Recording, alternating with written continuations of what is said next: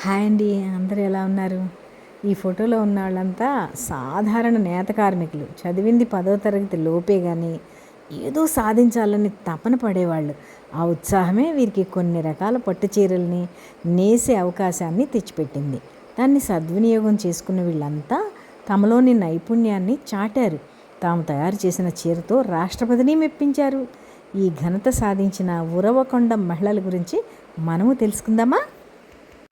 కారుపోతుల శ్యామల, పుల్లా ధనలక్ష్మి, కారుపోతుల వేదావతి, పుల్లా తులసి, ఎర్ర పావని వీళ్ళంతా అనంతపురం జిల్లా ఉరవకొండకు చెందిన నవదుర్గ చేనేత పారిశ్రామిక సహకార ఉత్పత్తి విక్రయ కేంద్ర సభ్యులు. గత ఏడాది సెర్ఫ్ నిర్వహించిన మహిళా దినోత్సవ కార్యక్రమంలో చేనేత జౌళి శాఖ కమిషనర్ రేఖారాణి చీరల నేతపై వీరికి ఉన్న ఉత్సాహాన్ని గుర్తించారు. ఈ 5గురికి అవకాశం కల్పిస్తే అద్భుతాలు చేయగలరని భావించారు. Big temple stitch, border with temple stitch, checks buta with border, small temple, gap border with buta ఇలా ట్రెండింగ్లో ఉన్న అనేక రకాల చీరలను నేయించాలని ముందుకొచ్చారు.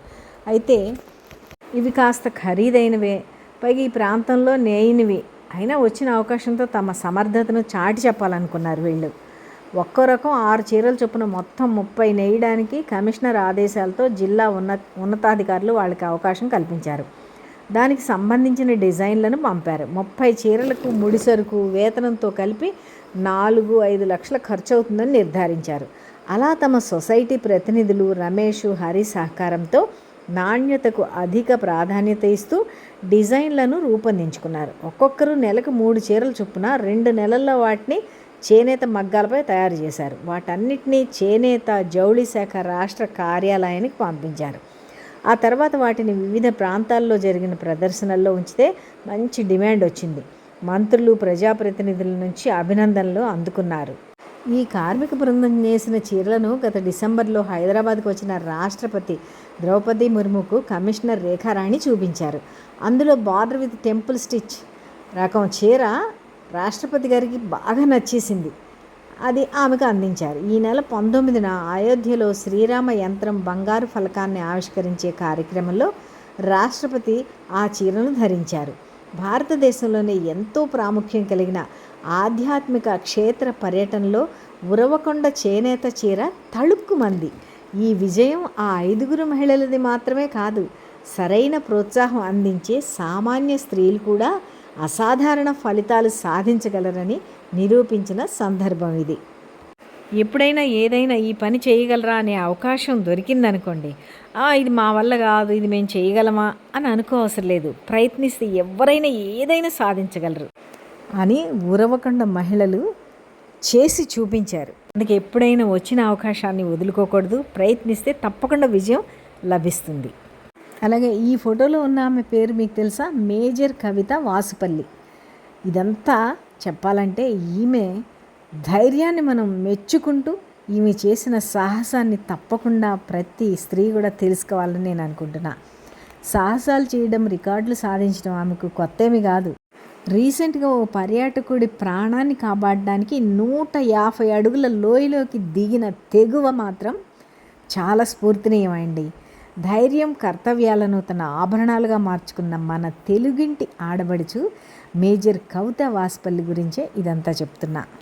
అది తమిళనాడులోని నీలగిరి జిల్లాలోని గూడలూరు నుంచి ఊటీ వెళ్ళే జాతీయ రహదారి పక్కనే అటవీ శాఖ ఆధ్వర్యంలో ప్రకృతి అందాలకు నెలవైన ఉసిమలై వ్యూ పాయింట్ ఉంది. అక్కడే తాజాగా ఓ పర్యాటకుడు సెల్ఫీ తీసుకునే ప్రయత్నంలో కాలు జారి 150 అడుగుల లోయలోకి పడిపోయాడు.